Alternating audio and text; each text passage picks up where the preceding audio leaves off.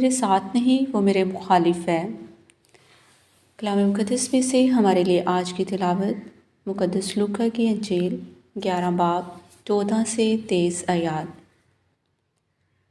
اس وقت یسوع ایک بدروح کو نکال رہا تھا جو گونگے تھے، اور جب بدروح نکلے تو یوں ہوا کہ وہ گونگا بولا اور ہجوم متعجب ہوا۔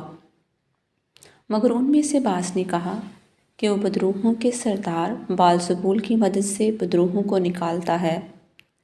اوروں نے آزمائش کے لیے آسمان پر سے کوئی نشان اس سے مانگا، مگر اس نے ان کے خیالوں کو جانتے ہوئے ان سے کہا کہ جس بادشاہی میں پھوٹ پڑ جائے وہ ویران ہو جائے گی اور گھر پر گھر گرے گا۔ بس اگر شیطان اپنے میں ہی مخالفت رکھے تو اس کی بادشاہی کیوں کر قائم رہے گی؟ کیونکہ تم میری بابت کہتے ہو کہ بال-زبول کی مدد سے بدروحوں کو نکالتا ہے، تو اگر میں بدروحوں کو بال-زبول کی مدد سے نکالتا ہوں، پھر تمہارے بیٹے کس کی مدد سے نکالتے ہیں؟ اس لیے وہی تمہارے منصف ہوں گے۔ لیکن اگر میں خدا کی قدرت سے بدروحوں کو نکالتا ہوں تو بے شک خدا کی بادشاہی تمہارے پاس آ پہنچی ہے۔ جب کوئی مسلح زوراور اپنی حویلی کی حفاظت کرے تو اس کا مال محفوظ رہتا ہے، لیکن اگر کوئی اس سے بھی زوراور آ کر اس پر غالب آئے تو اس کے سب ہتھیار جن پر اس کا بھروسہ تھا چھین لیتا اور اس کا مال لوٹ کر بانٹ دیتا ہے۔ جو میرے ساتھ نہیں وہ میرا مخالف ہے، اور جو میرے ساتھ جمع نہیں کرتا وہ بکھیرتا ہے۔ پاک کلام کی پڑھے اور سنے جانے پر خدا کی برکت ہو۔ باپ اور بیٹے اور القدس کے نام میں آمین۔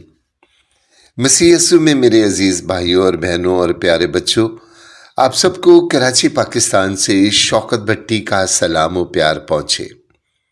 آج کی انجیل مقدس کی تلاوت میں ہم نے سنا کہ خداوند یسوع المسیح نے ایک بدروح کو نکالا جو گونگی تھی، اور جب بدروح نکلی تو وہ گونگا بولنے لگا۔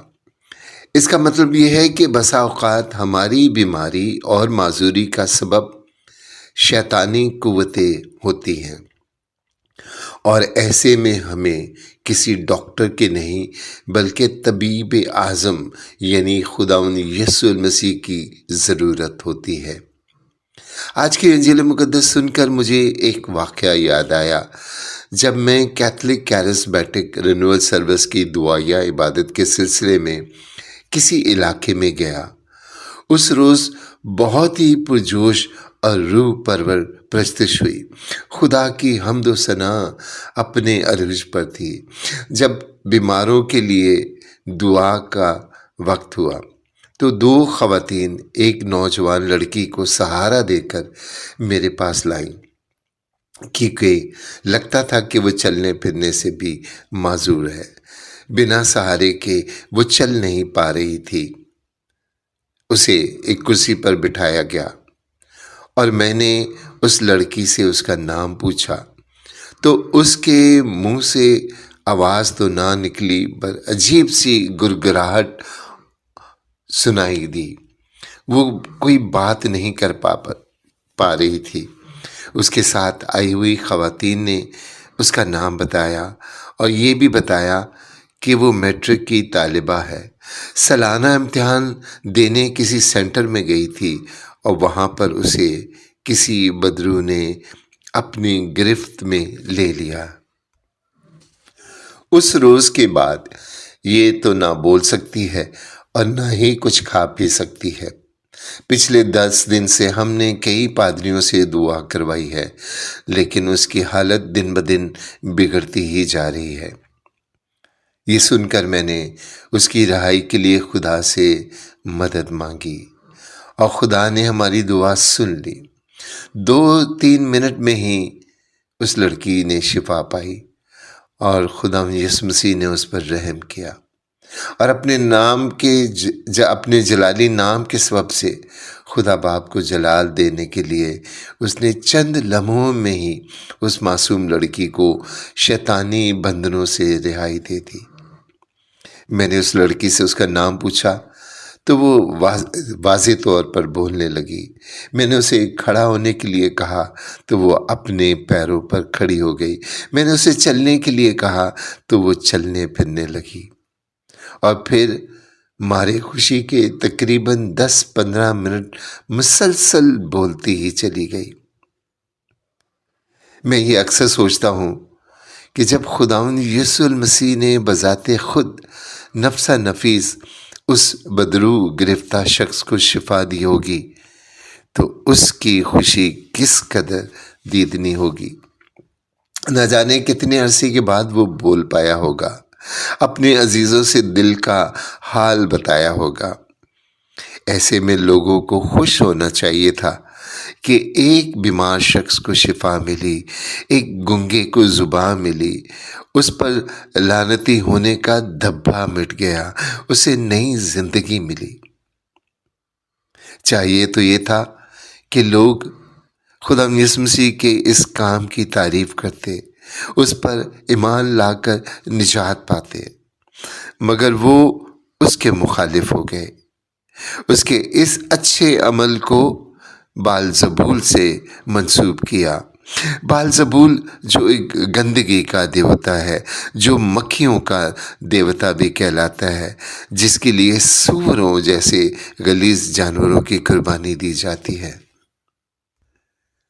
ڈھکے چھپے الفاظ میں لوگوں نے خدا یسوع مسیح کے ہر کام کو گندا اور غلیظ کہا۔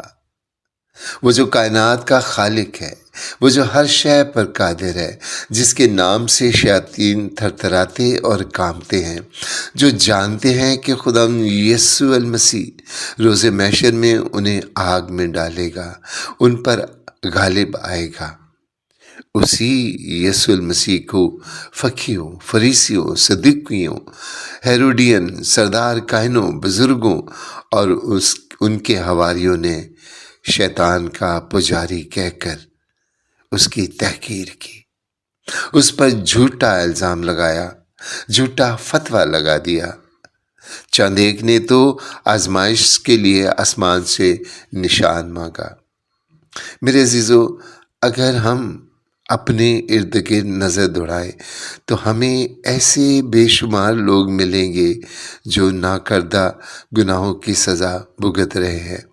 وہ رحم دل تھے، انہوں نے لوگوں پر ترس کھا کر ان کی مدد کی، لیکن بدلے میں انہیں دھوکہ ملا۔ بشارتی کاموں میں بے لوث خدمت کی، لیکن کبھی ان کی خدمت کا اعتراف نہ کیا گیا۔ ایسے لوگوں کو ہمیشہ پیچھے دھکیلا گیا۔ جب خدا یسوع نے بدرو کو نکالا تو اس شخص کی صحت بحال ہو گئی، لیکن لوگ روحانی طور پر اندھے ہو گئے۔ وہ آسمان سے حقیقی نشان مانگنے لگے۔ ان کے ذہن میں تھا کہ جیسے الیاس نبی نے آسمان سے آگ برسائی، وہ بھی ایسے ہی کوئی کام دکھائے۔ خدا یسوع نے کہا کہ بادشاہی میں پھوٹ پڑ جائے تو وہ ویران ہو جاتی ہے۔ شیطان اپنا ہی مخالف نہیں ہو سکتا۔ دراصل انہیں علامتی مثالیں دے کر بتایا کہ خدا یسوع قادر ہے اور آسمان زمین، دیکھی اندیکھی، جانی انجانی سبھی مخلوق پر اختیار رکھتا ہے، اور یہی اختیار اس نے اپنے شاگردوں کو بھی دیا، اور اب یہ اختیار ہر اس شخص کو بھی دے دیتا ہے جو اس کے نام سے باپ سے مانگتا ہے، کیونکہ اس کا وعدہ ہے کہ میرے باپ سے میرے نام سے جو کچھ تم مانگو گے آسمانی باپ تمہیں دے گا۔ اور پھر اس نے یہ بھی کہا کہ یہ سب کچھ میں ہی تمہیں دوں گا، یہ اس لیے ہوگا کہ بیٹے سے باپ کا جلال ظاہر ہو۔ میرے عزیزو، یہ وعدہ آپ سے بھی کیا گیا ہے۔ دیکھنا صرف یہ ہے کہ آپ کس طرف کھڑے ہیں، اس کی مخالفت میں یا اس کے ساتھ۔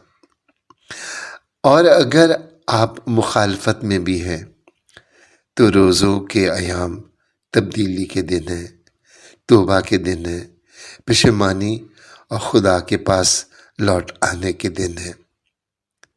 وہ اپنی باہیں پھیلائے آپ کی راہ دیکھ رہا ہے، اس کی آنکھیں آپ کی راہ پر لگی ہیں، اور وہ کہتا ہے کہ اے میرے بیٹے، اے میری بیٹی، لوٹا لوٹا کہ میں تیرا منتظر ہوں، لوٹا میں تجھے ہر وبا بلا سے رہائی دینا چاہتا ہوں، لوٹا میں تجھے شفا دینا چاہتا ہوں۔